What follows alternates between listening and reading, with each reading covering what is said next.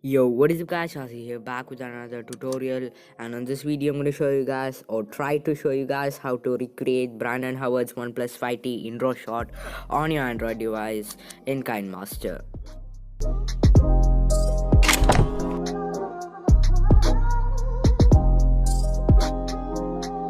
Of course you're going to need a shot with the smartphone and a blank shot.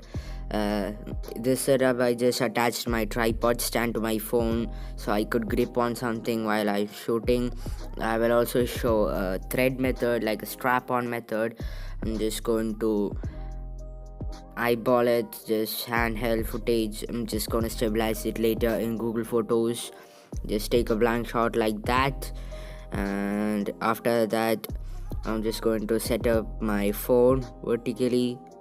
I'm gonna use like a small piece and just set it up, and after that I'm just going to take another shot, the same type of shot with the smartphone in it. I'm just gonna start really in the front and just zoom out, pan out, you can say anything you want, and just slightly tilt it also. Now I'm just gonna take an elastic or a slight rope, thread, I guess. You just take it through the headphone jack or something in the front, and also take it through something in the back, and put your smartphone in the case.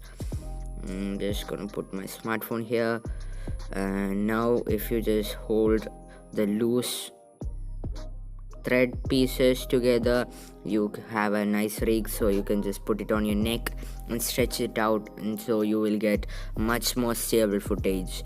I have here, I'm just going to like stretch it out nice and stretchy, and just going to do the same type of shot again with this.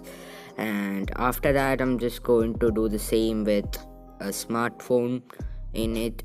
I'm just going to take the same shot once more, real start up really nice and close, and just zoom out from it. And after you have both of you, I just have a project open here with a blue background, and I just insert my text. You have to insert it letter by letter. Just insert a letter, duplicate it, then change the alphabets and just move it to the side.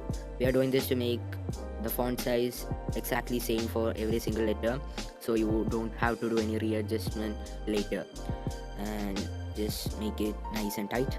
That's it. So after that you have to duplicate every single letter so that you can add a nice glow to it. Just duplicate every single one.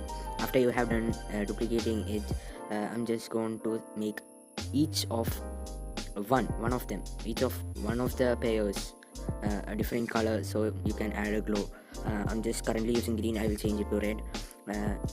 Just send it to back. Also you need to like add an effect, Gaussian blur. So just add Gaussian blur, just full screen it, and just bring every one of the letters of the pairs to front, so you can make them still make them white, and the other color that you want to glow. After you have done this gonna take some time. It's gonna be 2 times the number of total letters, After you have done this, you just got to change the color to red, the one that's behind. You can use any color, I'm just using red. Just gonna adjust the Gaussian blur. Now again, just bring the letter in the back, just increase the size, change the color, and decrease the opacity of the color, so you can do this. So after you have done this to every single letter, you just drop the opacity and make it same. After you have done this to every single letter, I'm just gonna move A in this letter, both of the A's, so I can add like a random letters to text effect. I showed this in a previous video, go check it out. I'm not going to show it here, it's really tedious. It's basically just that many small letters come and go, so it feels like many letters are flickering. You just have to take your time and do it. I'll just link the video in the iCard thingy. You just go to check it out, learn it, and come back and do that effect. You can do this for every single letter, I'm just doing it for one single letter. Now I also made a streak of light like thingy in my phone itself. I just opened another project file, just went to the handwriting and draw a streak of line, and I just add blur and just make a like scale up or swipe in the animation, so you get some nice like a streak of light, and just add some blur. There's a Gaussian blur, just bring it above, and that's the text effect. getting into the video part, just import both of the shots, one with the phone and one without the phone. And I have both of them here. I also stabilized it with the Google stabilizer. Just go into Google Photos and click stabilize on the video. And I also have a sound effect that I extracted from Brandon Howard's video. I will just give a link below. I'm just adding my 2.35 crop lines so I can see where it will be when it is cropped. And I'm just going to cut this part and just delete it and just adjust both of the clips so it nicely transitions into each other. And I'm also going to do some other things with the clip so it can match. I'm just trying to get the perfect place to cut the video. It's just trial and error. You have to cut it, then undo it, and cut it again until you make it perfect. I'm just trying to figure out which is the best place. I think this video should just come a little bit down, and that will do the trick, and it's much more unnoticeable. And we are going to add a transition, don't worry. And I just adjust the sound effect also, and that's pretty okay. Now I'm just going to add the transition. I'm using a glitch transition. You can use anything. Brandon Howard also used a glitch transition, that's why I'm using it. Basic height or basic width, it doesn't matter. So that's the effect there. I'm just going to adjust it, and I guess I should also crop this video, just trim it a little bit, and that looks okay. You just have to replay it, find the mistake, cut it again. Just going to adjust the speed. I'm just going to slow this down, maybe make the first part a little bit more faster because this is incredibly more fast than that. So I'm just going to make it more faster so it just goes more together. So that's that.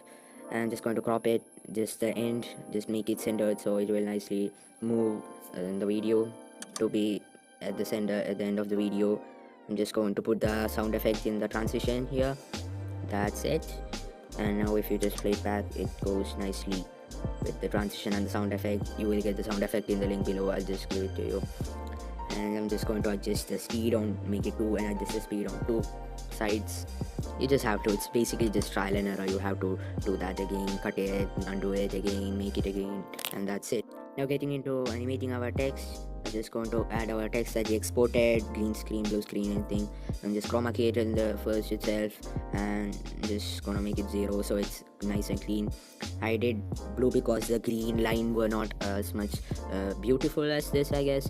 So now you have just to animate this thing. Just gonna move it a little bit, crop it, yes, move it a little bit more, and now you just have to tilt it, starting to animate. Then you have to change the tilt to a straight line at the end, so you just have to keep it in a safe place somewhere you will remember, and just making the G as our mark, and just do that. And at the end I'm just first doing the tilt, then I'm changing the position, just doing the tilt, make it smaller, let it just fit in there, and that's it. Now I'm just adjusting the position more carefully, and just going to, that's my marker G. That side of the G will touch the phone and the other side will touch the desk. You just have to look for it, keep a marker like this somewhere, and just repeat the process several times. You just have to make small changes until it is nice and perfect. This is motion tracking here. Now I'm just going to do that. After you have completed whole this thing, you just have to do this by yourself. Now I have completed it. I'm just going to play it back, and this looks amazing. And that's how you can do this effect on your Android device. This is it, I guess. So you just have to make it perfect. It's basically just trial and error. I'm saying this for like the 5th time.